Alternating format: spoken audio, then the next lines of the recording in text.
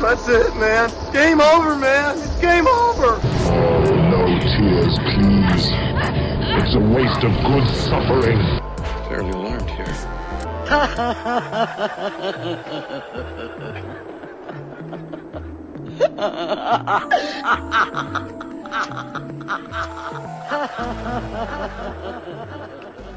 Welcome to MOTN Reviews, that is Masters of the Nerdiverse Reviews, where we look into some of the shiniest cinematic supernovas of the Nerdiverse and some films that are not so brightly lit. Try saying that 5 times fast. You can find this podcast on iTunes, Stitcher, Spreaker, SoundCloud, YouTube, and iHeartRadio. If you like what you're listening to, leave a like, leave a comment, and maybe subscribe. I think you'll like what's coming down the pipe going forward. I am extremely happy to welcome back to the show Beer Business Bureau's own Darren. What's up, guys? What's up? What's crack-a-lacking everyone out there in TV land, as they would say. Were you a Nick at Night kid? Yep, sure as hell was. What was the one show that you remember like falling asleep to like every single time? I think not Clarissa Explains It All. That was on prime time at the time. What was a Nick at Night show? It was all old shit. Like I remember like Green Acres for some reason sticks in my brain as falling asleep to. Yeah. I have no idea why. Oh my god. I have no idea why. What was a Nick at Night show that I used to... I don't know why, for some reason, I keep wanting to say Clarissa Explains It All, but... That's what's up, man. I used to watch all that, actually. Yeah. Nick at Night. All that. But that was what's up. And Hey Dude. Hey yes, Dude. Yes. Oh, we're dating ourselves, but I don't care. Hey. Those are good times. Old age comes fine. With old age comes fine wine. Yes. And in that wine are little particles. Yeah, sulfites. Of the sulfites that you're drinking. You don't care because you're sloshed. Oh, man. Speaking of having to be sloshed, let's talk about the film we're going to be reviewing this week. We're going to be reviewing a cult classic, and I really put emphasis on cult classic because it actually was showcased at the Sundance Film Festival, I think, way back when. Yes. Back in 2000 or 2001. And it didn't catch on very well in theaters, obviously. No, it didn't. And it was a bomb, wasn't it? Yeah. Well, it wasn't released it wasn't widely released at the time. And then by the time I started picking up steam, like it was like people were over it. But it's a blessing and a half that it actually did bomb in theaters because it became a super well renowned movie. This is one of the first DVD darlings. Yeah. Would you say, right? Yeah. Oh yeah. Yeah. It just blew up, kind of like The Big Lebowski. Yes. Same thing. It's a DVD darling, whereas it's one of those things where it was so ahead of its time that. And I saw so much of other things in this movie. Yep. We're going to get into that. That are direct representations of this film, which was the first to do it. Yep. This film was debuted in 2001. Yes, 2001. Ooh, that was a beautiful year. Yeah. Directed by Richard Kelly. One of his only films, funny enough. He has a very short filmography. Yeah. And I find it very fascinating that I haven't seen his other films. But it makes me wonder, like, well, how could this guy not get work, even indie work, after this? And the film we're talking about is Donnie Darko. Donnie Darko, guys. And I do believe it was an independent film, actually, at the time. It was an independent film, which is why, of course, it was showcased at Sundance. Right. But I mean, this film, it's upon first look. You know, obviously, it's going to be confusing somewhat. A little. Actually, I wouldn't even say a little. It's somewhat confusing. Yeah. You know, but the more again, like, and the funny thing about it's just like The Big Lebowski. Like, as it ages, it's still it teaches you things. Yeah. What was your first experience with this film? My first experience with this film was actually, funny enough, was actually on Showtime. Really? Yeah. That's cool. Well after it had been released, like 2002, 2001. I was in middle school still. I was in middle school when it came out, but So when I first saw the film, I loved it immediately because it was dark. It was a menagerie of things in terms of its composition. I mean, it was intelligently written. Yes. Very intelligently written. And even though it had a star-studded cast, mostly star-studded cast, like, usually with that kind of stuff, they don't tend to do well, especially movies back then. Right. But the cast, they all gelled very well. It's funny you mentioned the cast because I totally forgot that Maggie Gyllenhaal is in this film as his sister. Yeah. Which this movie surprised me a bunch. Like, I forgot so much about it as I was rewatching it again last night. It takes meta to a level to a higher level, and it gives a new meaning. It really does.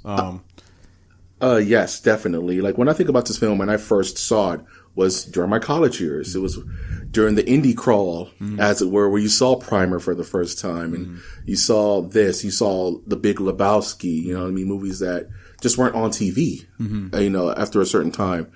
And back then, like now, I have the hardest time categorizing this movie. What exactly is it? Donnie Darko. Okay, that's actually the funny thing about this movie. This movie was never really meant to be categorized in that way. Yes, and it was written that way actually, and it's on purpose. And that's why it was also ahead of its time. Because of that. Absolutely, but, and it's meant really to be more interpretive. It's very interpretive. It gives me shades of Napoleon Dynamite in a weird way. It gives me shades of I can see that. Yeah, of the Virgin Suicides. Yeah. It gives me feelings of Tim and Eric in a weird way. You know, what is it? Tim and Eric's Awesome Show, Great Job. Awesome Show, Great Job. Where you can feel the inspiration that these guys pulled from this movie. And the movie kind of defies explanation because it's how you interpret the events of the film that you create the genre for it. But there is an actual narrative to it. There is a plot, and there is an ending, and there is an explanation to the ending, but I don't want to jump ahead. That totally, and yes, that is important to mention that this isn't some hodgepodge of student film mishmash. There's a beginning, there's a middle, and an end, and it's a snake eating its own tail. Yep. And how you interpret exactly, and how you interpret it is pretty much based on how you're viewing it. Right, and I don't typically like time travel movies. You know, with the exception of the first Terminator. Yeah, Back to the Future. Yeah, Back to the Future. You know, movies that are timeless. Yeah, but like this movie actually, it uses time travel when you first see it, you kind of think it uses it in a dumb way, like a dumbass way. But really, actually, it's using it in a way that you don't expect, and it basically gives you the answers to your face without you really realizing. Yeah, it shadows the two sides of this coin. Is time travel, which is hard science fiction, and internal psychosis and horror, and both mask the other. They both hide each other. Yep.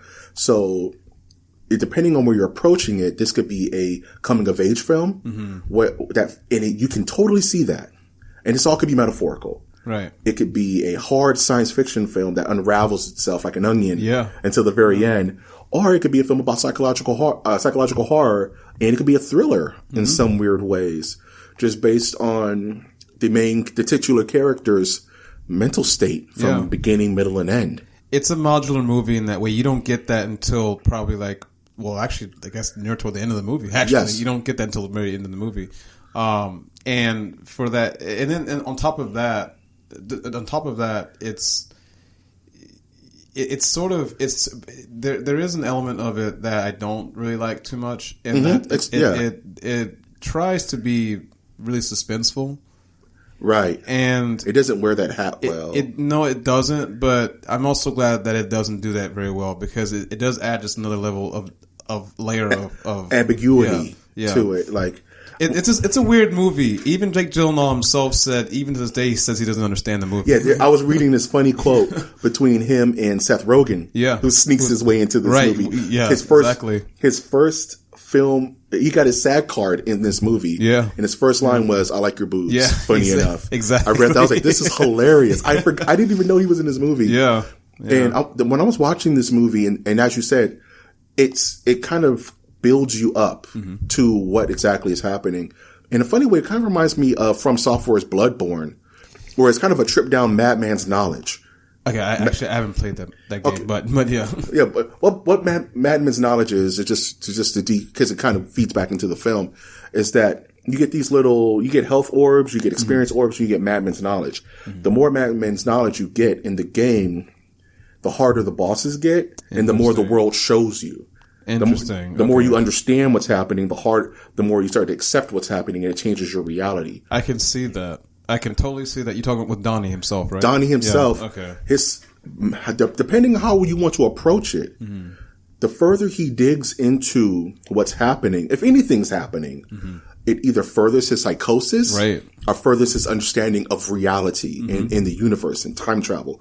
And the deeper he goes down that rabbit hole, the more he finds himself in trouble. Yeah. One way or another. And that's brilliant to me because it leaves it up to you. And I think the therapy sessions also blur that. Because he has two different types. They're for both. He has the therapy sessions with the therapist, and he has the almost TED Talks with his teacher about the science fiction side of it. And they're both fulfilling the same for both. Noah Weil, I think is his name. Yes. Noah Weil, yeah. Wasn't he on like one of those medical shows for a while? Yep. Was it Grey's Anatomy or was it ER? I think it was Grey's Anatomy. I got to start knowing this stuff before I talk about it. Yeah. But let's do this. Let's break it down by character. Sure. That's the best way to do it, actually. You know what I'm saying? Yeah. So we've already talked about him a little bit. Let's talk about the titular character, Jake Gyllenhaal's Donnie Darko. What is that, a superhero name? Exactly. Yes, I figured you were gonna. Who was it that said that? It was his. It was Jenna Malone who said that. It was Jenna Malone. Gretchen.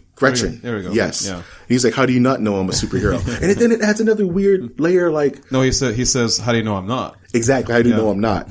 And this character has such a cool arc to me, to where he's just kind of like a shithead little brother. And it's kind of from a understandable place if you're an outsider. Right. He's a typical outsider when it first starts. He's not totally isolated because he has a squad and people respond to him, but at the same time, he's still not the cool kids. But in this movie, there's not really cool kids, which is also very smart. It's not because it's not cookie cutter. Yes, it's not the typical cookie cutter high school relationships. That you see. The only stereotypes that are really in the film that are unredeemable are the bullies. Especially, and they're not notorious bullies like from our last film, It, which is funny because the mom was reading Stephen King's It in the intro of the movie, which I didn't plan. Yeah, which I thought was pretty cool. I was like, what? Am I in the Matrix? But Jake Gyllenhaal once again sold me like, this guy can do whatever he wants, acting wise. And how do you feel about like his character arc as it developed through the film, without any major spoilers or anything? I thought it was brilliant. I thought that I'm jumping ahead again. I thought that his exploration of not just his own the world around him, but his own psychosis. Yes. And the next character we have to talk about, the next character we have to talk about, it has to be Frank. But that's perfectly fine. The very next character, because they are intertwined. And they're intertwined in a very strange way. And I have questions about that because it's not fully explained. Oh, yeah. What their true connection is. Okay. And I would love an explanation on that because even I'm still trying to work that out. Be prepared because it's going to get pretty weird. That's awesome. I love it. So, but in terms of his story arc, Donnie is not only, he's both, and this is where it's really interesting. He's both his own hero and his own villain. Exactly. And like he's his own worst enemy. And then, but then he's his own worst enemy. But then he becomes a savior at the same time. Yes, he has a martyr. He becomes, not to have to give too much away. He has a sacrifice moment that he just accepts, and it's a perfect testament to his fully understanding of what's going on. Yeah, and what needs to go on, and because his whole point was, I had to know what's the whole point of all this, right? And the point was for the point to be the point. And once he kind of got that, you have this weird moment where, I don't want to jump too far ahead, but he has a cathartic moment that's wordless, but you understand. And I think that was very well acted. Yeah. Because they could have easily blown it up with a full epilogue on him making that decision and making it bloated. Right. But no, they made it 30, not even 30 seconds. It was very quick and it was very poignant, I think. Right. And it's really hard to talk about spoilers with this movie because, like, do you want to just go into it? I mean, it's almost an over 20-year movie at this point. Yeah, I guess so. Yeah. So one of the things that really stood out to me about Donnie is especially like, and okay, one of the things that stood out to me about Donnie was Frank. And when I was first watching this movie, I was thinking that, well, and it's natural to think this, but that you were thinking that Frank was, it didn't matter whether you thought he was an imaginary character or not. Right. You were literally thinking that he's the polar opposite, or if not the polar opposite, a version of Donnie. Yeah, I thought it was Donnie's id. Yeah, right. Either an alter ego or his id talking to him. Yes, his primal baser instinct kind of. But then you really start to see that it's not the case, and it becomes solidified when you find out who Frank really is. Right. Exactly. Yeah. So, and then it turns from it being a psycho thriller to a causal loop kind of thing. Yes, absolutely. and then it's just it's like, what the fuck? It frustrates you immediately because the fan canon you had going on in your head is wrong. Right. But then with Donnie, and this is the last thing I'm going to say about Donnie, I think honestly things really his story arc really started to hit its peak when the old lady whispered in his ear. Yeah, and told him what she said. Then he told his therapist. Now, it's no brainer that he would tell his therapist that. Yeah, but what he equated what she said, and I'm just going to spoil it. What she said to him was, "Everyone dies alone." Yeah, all living creatures on this earth. All living creatures die alone. Yeah, and the way what he relates that to is his cat, going on to die. Yeah, and really, if you weren't paying attention, that actually is a foreboding. Oh yeah, it's a very big portent, right, of what's to come. Yeah, you know what I mean. And so,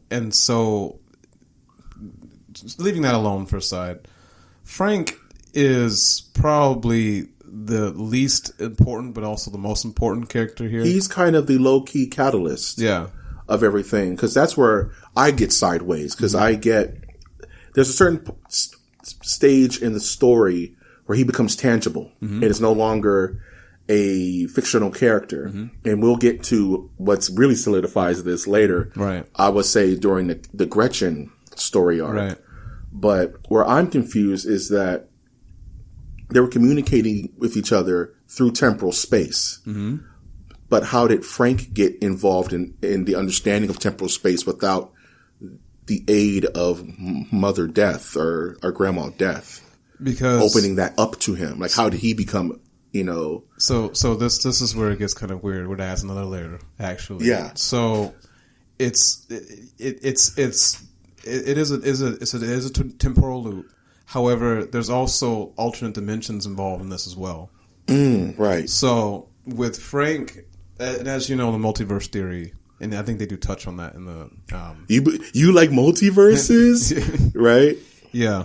So Frank wasn't the Frank that existed in his world. Yeah, exactly. Right? However, the events of what he did to Frank still happen. Maybe not in the same order. Of course not, because the whole tinging, the moment where he's in the mirror and he's really diving into his own psychosis, right, or his own knowledge. He does the ting on Frank's eye, right, and it doesn't, and it's not explained immediately what happens after that point. But then it is foreshadowed in the theater, and then once again explained in Frank's. I wouldn't say final moment, but his leading up to final moment. Yeah. So Frank's appearance quite literally is he is a catalyst, but it's okay. So the way it was explained to me, is that that's not Frank's ghost appearing to him. It's not Frank's spirit. It literally is another Frank from another universe, and even though like however, because time is relative. Like time is one big bar. Exactly. Especially across multiple universes. It's a spider's web. So the way it was explained to me is that is Donnie's conscience in another universe. Yeah. That's actually telling him. So in a way, really, it kind of is Donnie himself telling himself this is what's going to happen. Through another vessel, which is Frank. Right. And so, of course, like, you know, going back to what was said to Donnie about, you know, all living things die alone. And that's what spurred his psychosis / that's enlightenment. Right. That led him to believe that if that's the case, then somehow I need to stop that. Exactly. And if you remember, there's a plane that crashes into the house. Yeah, which I would say is the blatant catalyst of the film. Is the accident in the home. It hides in plain sight, though. Exactly. Because it happens in the beginning of the movie. Yes. Yeah. It's the bookend. Yeah, exactly. This movie is written brilliantly that they give you the answers before you know that they're actually answers to questions that you never had. This movie in itself is kind of a delve into Madman's knowledge, where they lay out the end of the movie at the beginning, and they explain the beginning of the movie at the end. So it is a causality loop where you can watch this movie all over again, and technically it will be its own sequel. Right. Right. Exactly. Because now you're entering, it's like a new game plus. Right. You know what I mean? And unfortunately, there was a sequel with his sister, but his little sister. We don't talk. Did that actually become made? Was that? Yeah, that was made. Oh, it's called S. Darko. Oh yeah, I've totally forgot about that. Yeah, as did the world. I'm like mad dogging my mic right now. Jeez. I mean, no offense to Leah. What's her name? The actress or the director? The girl. Lee something. I forget her name. Was it the same little girl? Or was it a new actress? Same little girl. They aged her out. That's pretty cool. So like she was a teenager by this point. She was 18 years old. Fair enough. Anyway, I don't want to talk about that shit. Yeah, that's for another podcast for another day. Not ever, but in another multiverse. Yeah, in another universe, not this one. Not this one. But yeah, so going back to multiverse. Well, no, not even multiverses anymore. Going back to Frank. Going back to Frank. So Frank serves as Donnie's conscience, even though it actually did happen. But even though that Frank wasn't technically real, he was real. Yes, but just in different. He's a Splinter universe version of Frank, which is honestly being piloted by a different version of Donnie in a weird sense. Yeah. To give him the information he needs to save the universe that he's currently in. Right. Sort of like a spirit guide in a weird way. But there's moments where Frank is talking to Donnie as if he's talking to himself. You know, and that's a weird little Easter egg if you're paying attention. Yeah. You know what I mean? They even have almost the same verbal cadence. Right. Exactly. You know what I mean? There's little touches like that. Yeah. And what threw me off with Frank is the theater scene where, why are you wearing that silly, what is it, human suit? Yeah. No, he says, why are you wearing that stupid bunny suit? Yeah. And and then Frank responds, why are you wearing that stupid man suit? Exactly. And he takes it off and he's this 90s looking dude with earrings and everything, and he has his eye almost the only gore in the film. He tells him to take it off. He says just take it off. Yeah. And he removes it, and he's doing his best, Max Sydow kind of, the eyes go first and the head follows turn. Right. And it's really the only gore in the movie is his eyes like totally gouged out. Yeah. And he's like, I'm sorry. I think that's what he says. And that also goes into like the main climax of the movie. But let's double back a little bit because we actually talked about the two most complicated characters in the film. So I do want to kind of go into some of the more smaller but important characters, like the other Darkos, his family, which have a very interesting role in this film. And I want to kind of start in a different direction. I want to start with his father, who had a weird, who played the most natural father I've ever seen in a movie, honestly, because he's not dejected, but he is. Right. He's kind of just, his wife is the head of the house. Of course. But he's still kind of like that cool dad. He's like, he flipped her off. That's funny. Yeah. You know what I mean? Oh, yeah. Not okay, I'm sorry. I have to segue. My favorite part is when Donnie goes to the principal's office and, and he tells, and then the principal asks, okay, hey, what exactly did you say to Miss Farmer? And then she's like, I'll tell you what he said. He told me to shove I forget the name of the book. the life cycle of my anus. Yeah, and his dad was like, his dad straight up just let off this yelp. And his mom didn't even flinch. And that's another thing about his mom. I do want to talk about that scene that came before that, because I think it's one of the best scenes in the film. Oh, yes. The classroom scene where what was her name? Miss Farmer. Miss Farmer had this, and it's another thing. And we're going to go into this more about these smaller characters. This film is really about a moment in the 80s where children were being numbed to reality via mindless understandings of black and white, right and wrong, apathy. It's also important to note it's super strong in this movie. It's also important to note that where this takes place is actually in a small town. Yes. And that's another thing I picked up. It's a very Cleaver-esque Americana universe. It's self-contained. Yep. Nothing is happening outside of this neighborhood. Yep. You know what I mean? They're obviously rich, or at least well off, and everything is. And that's where I get the kind of like the highbrow Napoleon Dynamite feel, to where everything is so sanitized and perfect, but it's not. And that's where the ending theme comes in, where everything is damaged on the other side of that coin. And it's just moments like the recital where it's just it's perfectly disturbing. Yeah. Because it's so perfect. But to go back to that classroom scene, they're giving these weird scenarios where it's either black or white. Right. It's fear or love. Right. Yes, exactly. And Donnie has the most poignant moment in the film where he's like, life doesn't work that way. You can't work off these polar opposites. And she's just not hearing it. Like, it's scary like that, and it's so telling to time now. You know what I mean? That if someone has an ideal in their brain, there's just no way to burn through it, even with the amount of even with knowledge and a form of comprehension and understanding. And he's trying to explain to her, and Donnie's a little off kilter. Of course, he could have handled it differently, but what he's saying is absolutely right. Like, situations in life can't be bottled in black or white. Right. Because a lot of this shit has nothing to do with fear or love. Exactly. It's common fucking sense. It's common sense. Who cares if you found a wallet and you gave back the wallet but you kept the money? What does it have to do with fear or love? Right. That's a decision. Right. And she's just like, well, if you don't answer this question, I'm going to send you to the office. He's like, you're not listening to me. Like, why are you doing this to us? You're ruining these children. Yeah.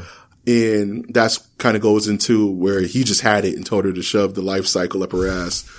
And this teacher is kind of the villain of if this movie had a villain, she'd be the closest thing to it. But she's not a villain. She's just a mindless. She's a embodiment of the problem, and her polar opposite in this film is Drew Barrymore. It was another secret, exactly. And I love Drew Barrymore. It also reminded me why I love Drew Barrymore. Oh man, she's so dreamy. But she understood Donnie on a different level, but she didn't. I felt her character was a little underserved. It was very underserved because she had a purpose that she fulfilled, but that's it. Yeah, she had no meat to her. She had meat to her personality because it's Drew, and Drew kind of put a little bit of herself into it. Right. But the character didn't have a lot to do outside of her purpose, which was to open his mind. Right. You know what I mean? Which happens when you have all those stars like that. Exactly. Right. They will do what they got. They're going to hook it up. But the parents, like the mother, is this strangely stoic character throughout the entire film. Even at the end, she's strangely stoic. Everyone is going through it, and she's just smoking a cigarette, just dealing with it. Almost kind of like she knew that he was going to die some way. some way, somehow. Yes. And that's another thing. Like, if you understand the system, then you can kind of see beyond the system. You know what I'm saying? Even on a very internal instinct level. Yep. Kind of like Gretchen. But we'll get to Gretchen. And the mother just was a very strange character for me because she was the father to where she was standoffish, but she wasn't apathetic. Right. So she was very off-putting. And it felt like parents. Like, these felt like little brothers and little sisters and older sisters, and how they protected their little brothers. And that's where I kind of want to go into Maggie Gyllenhaal's character, the sister, Sister Darko, who could have had more to do, but she had just enough. Yeah. You know what I mean? Yeah. She had just enough. I do feel like they balanced them out. Because, I mean, it's not about Maggie anyway. Right. It's about Jake. It's about Donnie, right? It's about Donnie, yeah. And even his little sister had stuff to do, right? So everybody had their time to shine. It was almost a perfect ensemble film because there wasn't a character wasted. Even the little I want to say Japanese Chinese girl who had her own weird story arc. Damn it, Shrita. Yeah, Shrita. Yeah, Shrita.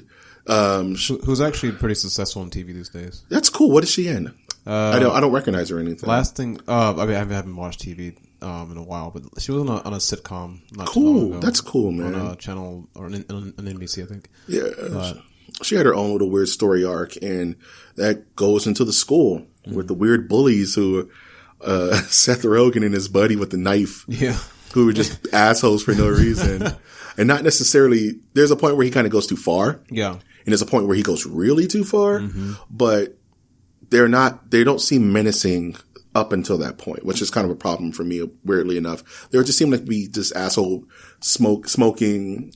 There's a part, cause in the film, there's a section where they do this really good one shot, where it's a tracking shot through the school. Yeah. And I thought that was very, Virgin Suicides. And especially with the music going, it was a very cool intro to this existence.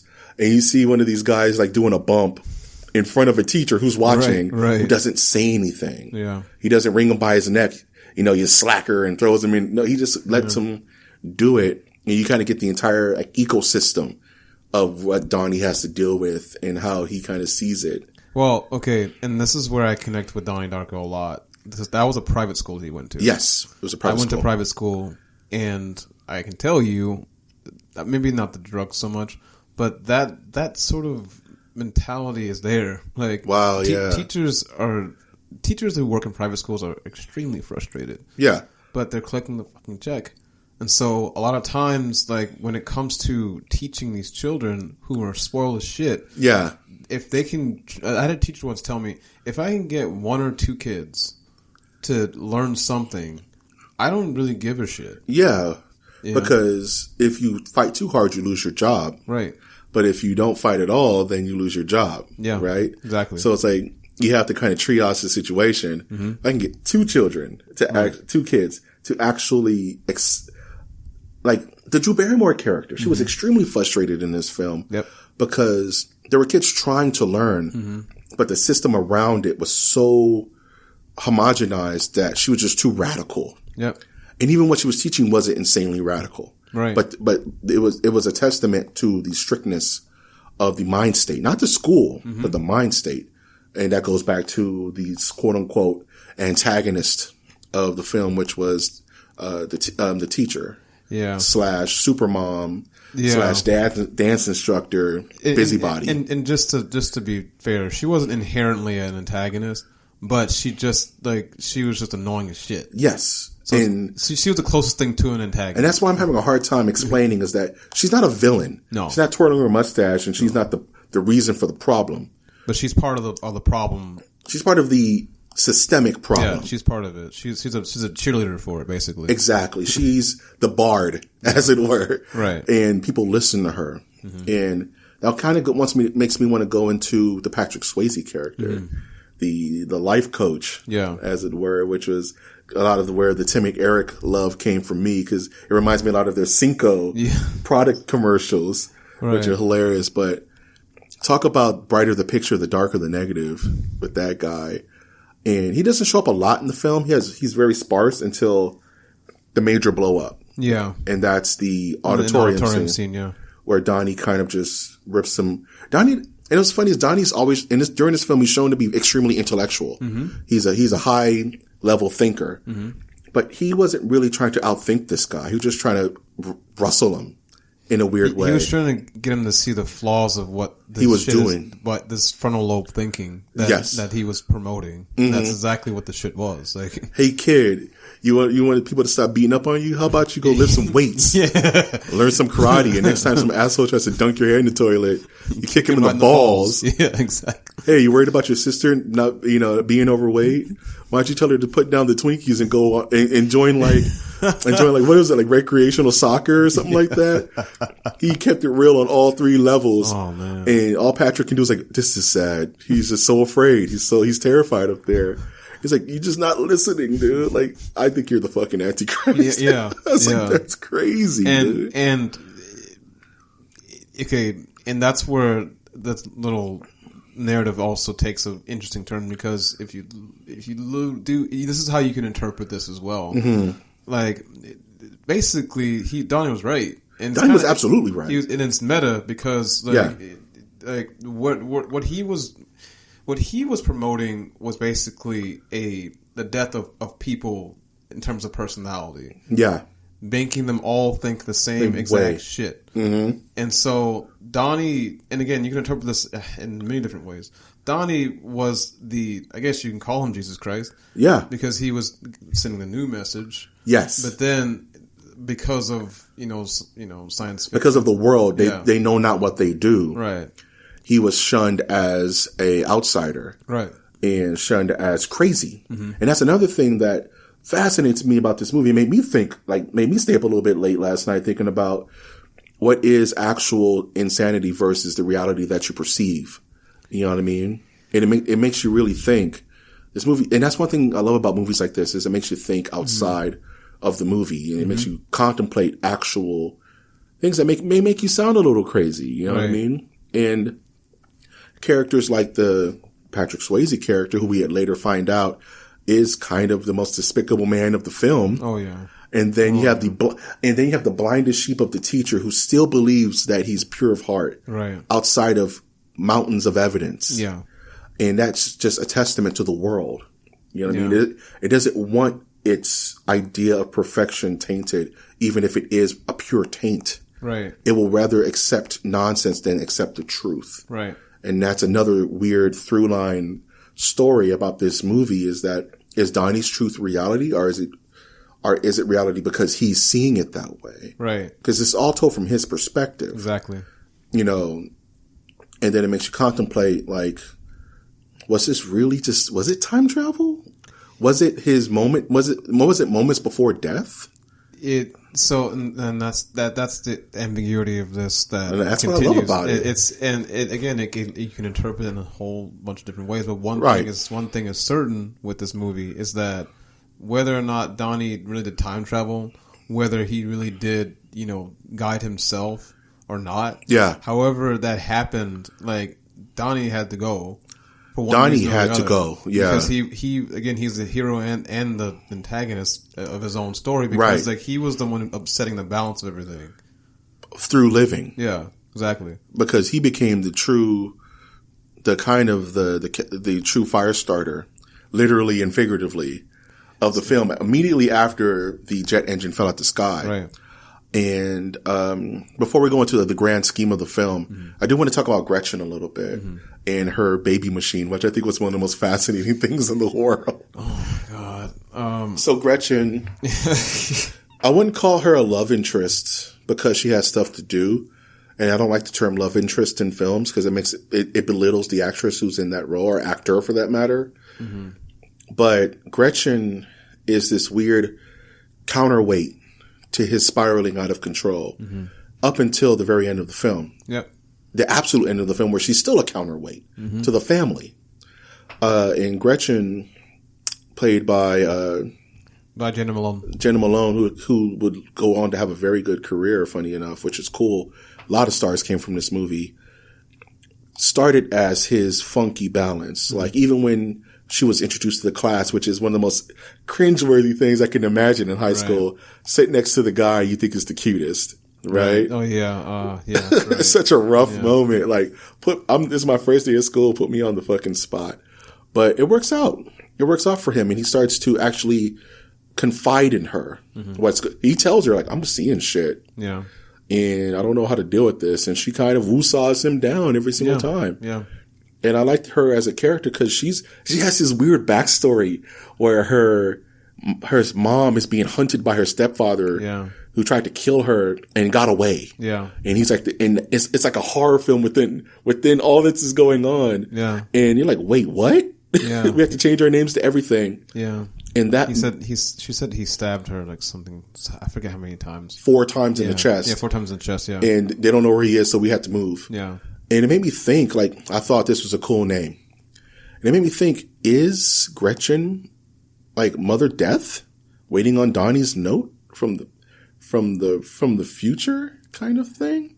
No, it jacked me up a little bit. Gretchen.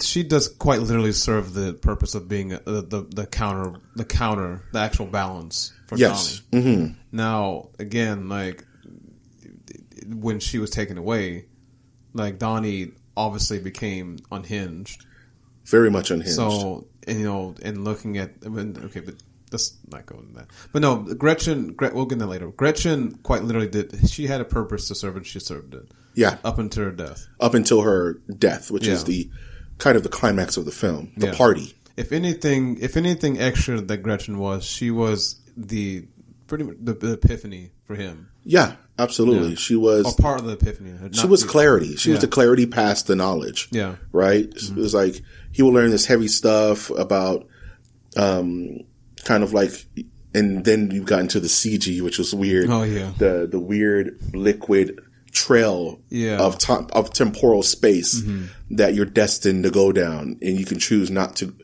follow that temporal path if you want to, but then you're messing with the balance of time and space or something like that. Right. And so he would come to her with all this craziness, and she would just be like, relax, have a seat, and even during the assault on Patrick Swayze's house, right, he still had an alibi, which I thought was pretty cool. Yeah. You know what I mean? Yeah. He still would have gotten away with it if he would have defied fate. But then again, we all see what happens when you defy fate. Of course. So how do you feel she fits as one of the more major, not protagonists, but kind of functions in the film? You mean just in terms of what? Just in terms of like her overall worth and importance of the film. Well, I'd say she's pretty damn important. Yeah. Because, honestly, I don't think Donnie was actually crazy. No, I don't think he was crazy. What I think, and this is from his guys. Yeah, he wasn't crazy, but everyone else did. Everyone else did think that, or just troubled in some way. He was troubled. What Gretchen was, like, quite literally, Gretchen was his way of realizing that he actually is pretty normal underneath all that rage and angst with the world coming down on him. Yeah. That he could find somebody that he can actually find that's not like the rest of everyone else. And she was an outsider, too. Right. So, like, and it makes sense. They were freaking frack, almost, in different perspectives. Right. And I totally get that. Where she balanced, like, she's definitely balanced him out in that sense. I want to talk, but it was never meant to last, and that's the whole point of the whole point of the movie. Is the finite. You're giving a clock at the very beginning of the movie. Right. I don't know the full numerical breakdown, but you're giving a clock, which is also feeds into that narrative as well.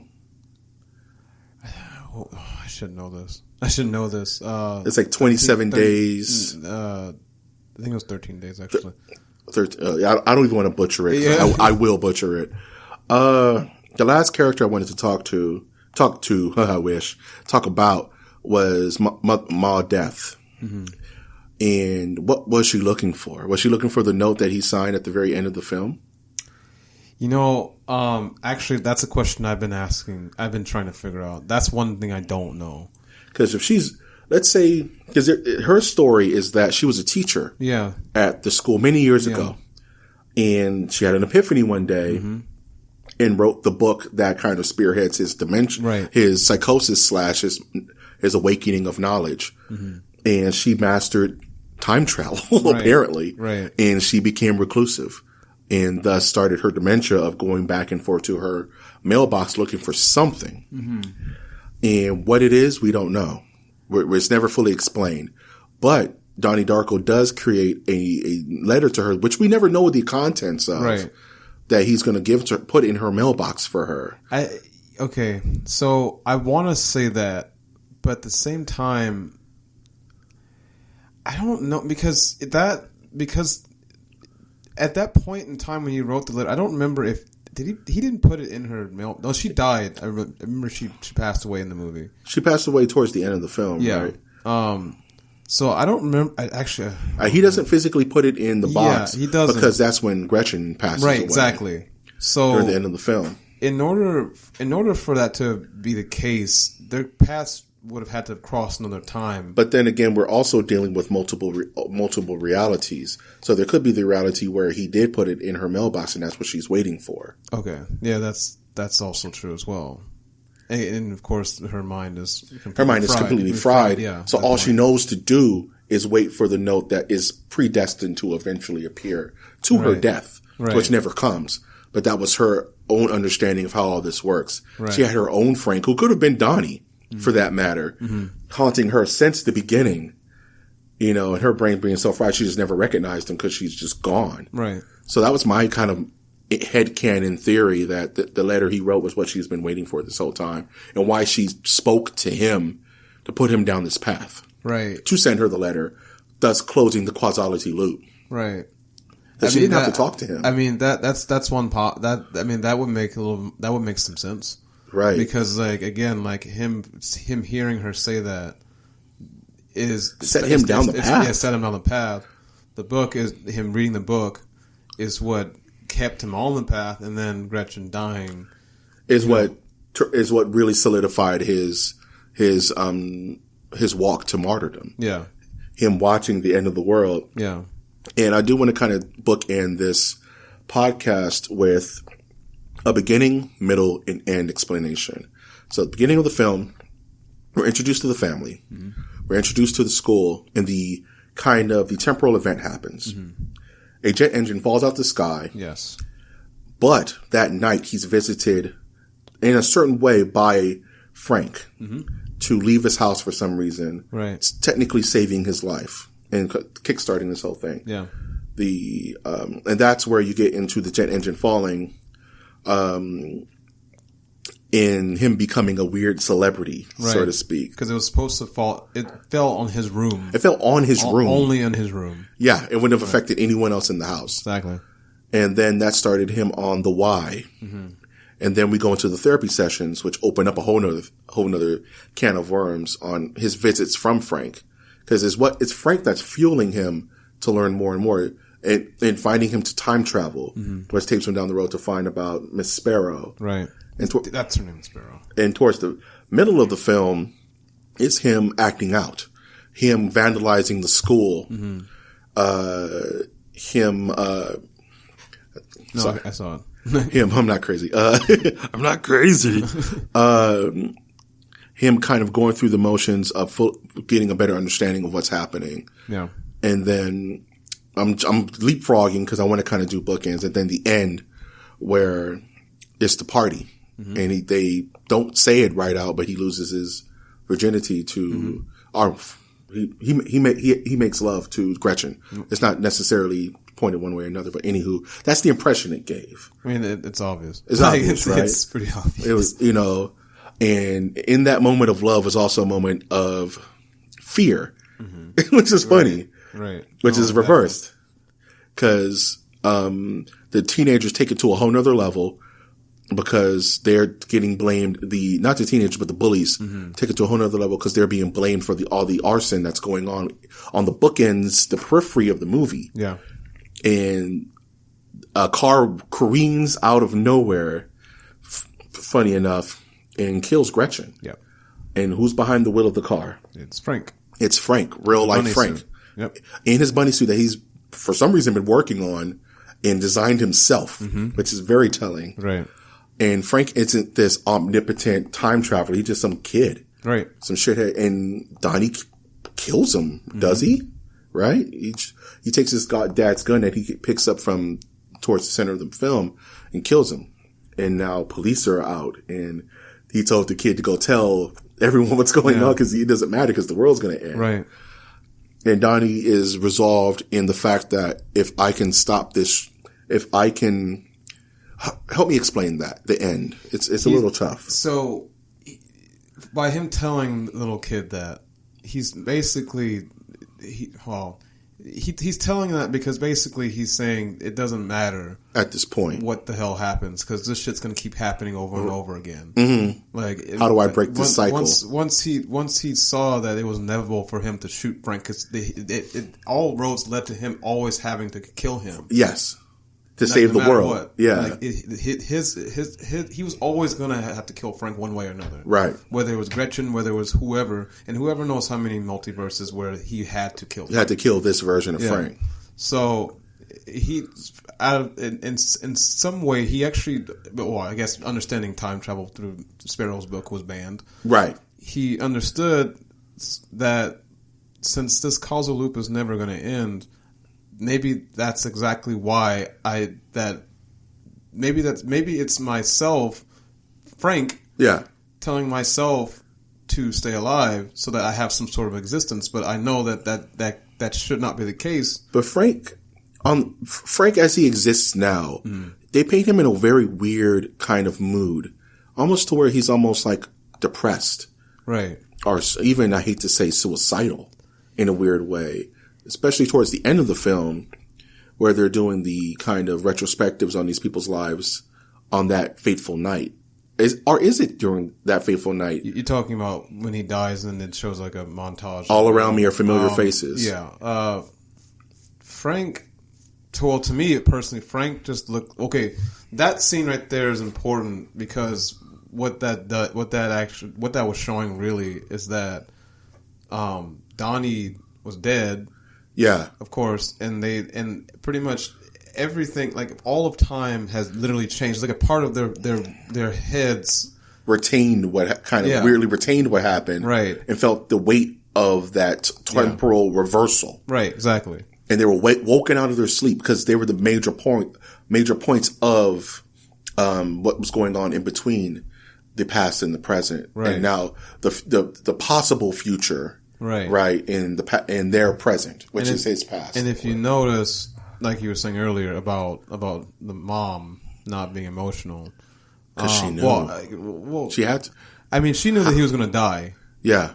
But in terms of now, it's kind of hard to tell like whether or not his family. Well, of course, his family is grieving because they lost. They do the rundown where his sister's crying, the baby's crying, the father is holding it together. Yeah. And his mom is just sitting leaning against a tree, smoking. Yeah. Dealing with it. Yeah. And it makes you think like, does she have some kind of inside job? Because she knew Gretchen, but then again, how would she know Gretchen? She acknowledges Gretchen because Gretchen acknowledges her, right. But they shouldn't know each other even in the contents of the possible future that would have happened. It's very funky. Like they have a moment together. Yeah, you're right. I think that there is a director's cut of the movie that I haven't seen. So they shouldn't have any kind of even temporal connection, right? Because Donnie was aggressively adherent to his mother for reasons. He could be just a moody teenager, or she's always in his business. It's never really explained, but he was always very aggressive with his mom, and there's no reason why he would even introduce Gretchen to him because during this month that it was, him and Gretchen were going steady. And, she knocks on the door, I believe.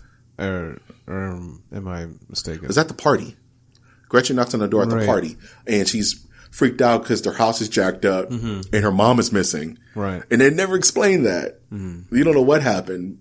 It's like a horror movie's happening at the same time that this film is happening. Yeah. And it's very unsettling. I think that was just I think that was just to add a little more to the plot. I don't really think that I thought that was fascinating. Like, just something else going on that we'll never know.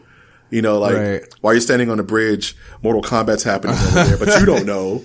Right. I mean, it could possibly be. I mean, the father probably could have found them. I mean, her mom could have got drunk and just tore the house up because obviously. Yeah. But who knows? We don't know. It's never. I mean, you assume that it's the father. It's the father, and the worst case scenarios happened. Yeah. And the family died that night. Technically. Yeah.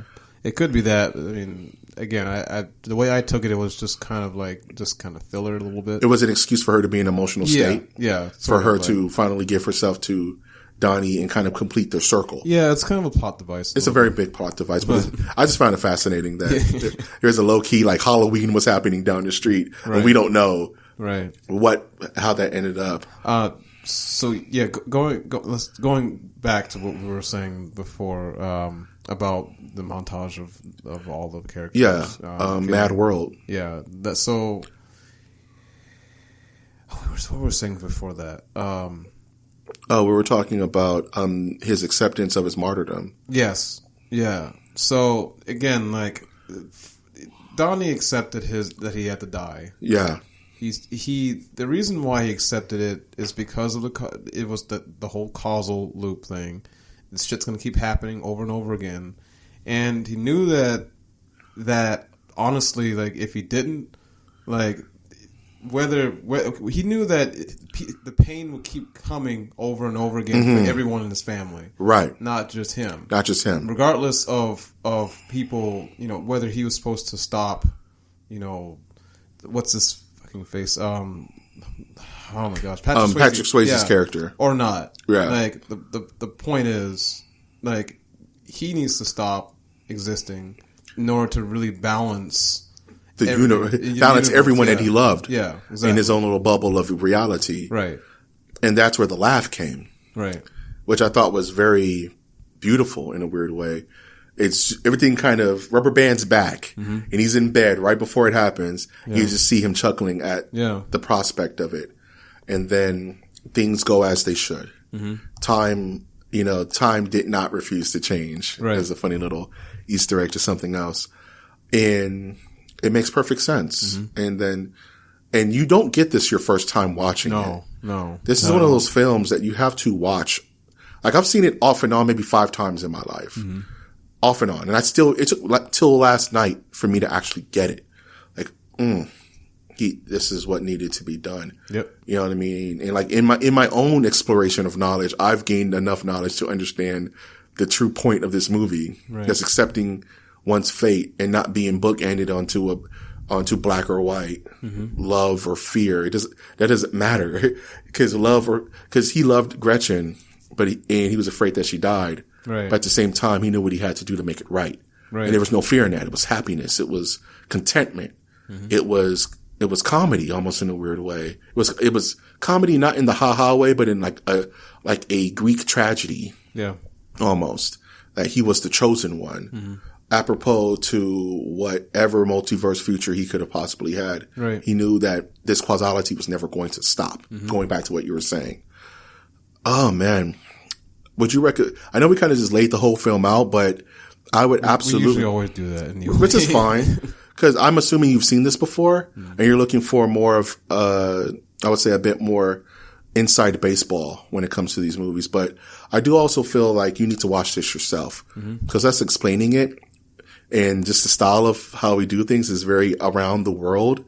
And you need to see it in action. Because I was thinking, like, I've seen this before. I can just read a synopsis and I'll be straight. But I was like, no, let me just watch it. You know what I'm saying? Just watch it. And it's the little things. There's so many little things in this movie that really solidify your understanding. Yes. That a Wikipedia synopsis is not going to do. Yeah. And it makes you appreciate the film more. It reminded me how it's almost a damn near perfect film.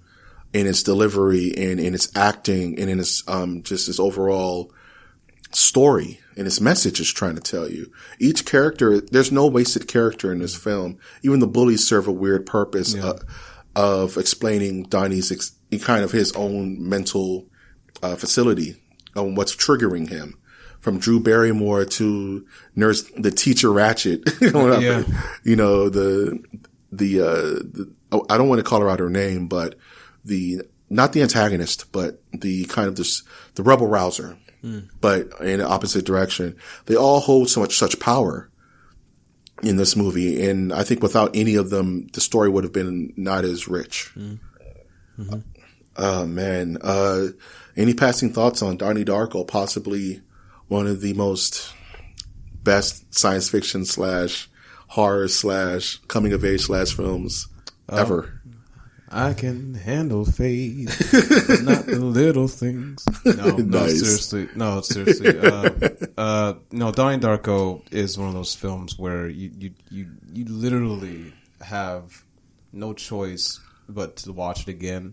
Yeah. And it really just draws you in. It draws you in. I mean, and again, it really plays upon your understanding of, again, like you said, what's real and what's not. Reality. And because it really plays upon your idea of perception. Thank you. I was thinking that last night, and I thought I was going crazy because I was going through a bit of madman knowledge myself. It's like, my reality is not your reality, because what is reality other than brain signals that are being fed through neurons within your skin and body? Sounds like the Matrix, but yes. It's very matrixy. And it's, my truth is not your truth because you're seeing it from different eyes. Donnie's truth, may it be psychosis, may it be true understanding of temporal power, is not for us to judge. Mm-hmm. It's the actual decisions he's made that bring us to the beginning, middle, and end of this film. Right. And it just makes you think really deep about what is reality to the next man across the table from you, or vice versa. Yeah. And it really plays with your ideals of that. It makes you just want to guess. Like you said, this movie draws you in, and then it tumbles you about to where whatever you believe in is going to be your interpretation. Right. You know what I mean? Just like Robert Oppenheimer and what's his name? Damn it! Why can't I think of his name? Shit. Professor Frank? No. He makes you laugh. He makes you think? No. Never mind. Forget it. Nice. Cool. Donnie Darko, ladies and gentlemen, 2001. If you had never seen it before, I would give this a high 4.5 out of 5. Only reason it keeps it perfect from me is just a little bit of story progression. And I am nitpicking here. And a little bit, there could have been some characters who could have been downplayed and a couple of characters who could have been, pushed forward. So I would definitely give it a 4.5 out of 5. It's damn near perfect. If you're a science fiction head, if you're a psychology major, you'll get a kick out of it because it has a lot to teach. Yeah. I definitely give it I gave it a 4.7 out of 5. Only because, like, and again, if you've never seen this film before, you're gonna start even with us talking about it. He's still not gonna get it. You're gonna start by giving this film probably a 2. Yeah, out of 5. Because it's a slow burn. Yeah, it's a real slow burn. It's not an attention grabber, but it's not firecracker. It's incense. Mm-hmm. You know what I'm saying? Yeah. It's not going to wake you up, but it's like a siren song. It's going to draw you in, and you're going to start, and that smell is just going to build and become more layered and detailed. And you're like, I'm gonna burn that incense again. Yeah, you know, it's that kind of film. Yeah, it's just like you said, it draws you in slowly, and you're gonna just wake up one night and say, "Wait, what?" And you're gonna just want to watch it again. Mm-hmm. It's that kind of beauty, man. Oh man, where can we find you? You can find me at Beer Business Bureau on Facebook, at Beer B Bureau on Twitter, and Beer Business Bureau on Instagram. Nice. You can always find this, I would say, genetic aberration of a podcast on iTunes, Stitcher, Spreaker, SoundCloud, YouTube, and iHeartRadio. Please leave a like, comment, and hopefully subscribe. Now, I don't know if I'm going to make this a thing, but I do kind of want to. Darren, if you were to design a beer for Donnie Darko, where do you think you would start? Oh, actually, this will be an amalgam of things. Yes. It would probably. I love this. This is cool. This with Donnie Darko. It would. Shit. Okay, no, it wouldn't have to be an amalgam of things because that's really hard to do. And just like making this fucking film, Right? Watching this film, but if anything, a beer with this movie would have to be a stout. I was thinking the same thing. And the reason why is because with a stout, especially with an imperial stout, you have to really let sip on it to really get the complexities of it. Yes. And stouts, like imperial stouts, are very complex unless they're by Stone, and they're not. They're just very malty. Right. But anyway, yeah. So it had to be an imperial stout, like really high, okay, either imperial stout or a Belgian, like some sort of like a Belgian ale, like a Belgian quadruple. Nice. Which are very complex. Yes. Extremely complex. You're not pounding these with the buddies. You're sipping on this while reading a book. Yeah. You know what I'm saying? Yep. You can't, this isn't like popcorn. This isn't a popcorn, beer. This is, I'm having this with a nice steak. Yeah. You know what I'm saying? Yeah, dude. I feel that. Or a fresca pasta. You're making me hungry. Yeah. After this podcast, I'm going to eat and then sleep in that order. Any passing thoughts before we close this bad boy out? Perception is reality. Perception is reality, ladies and gentlemen. It's not a lie if you believe it.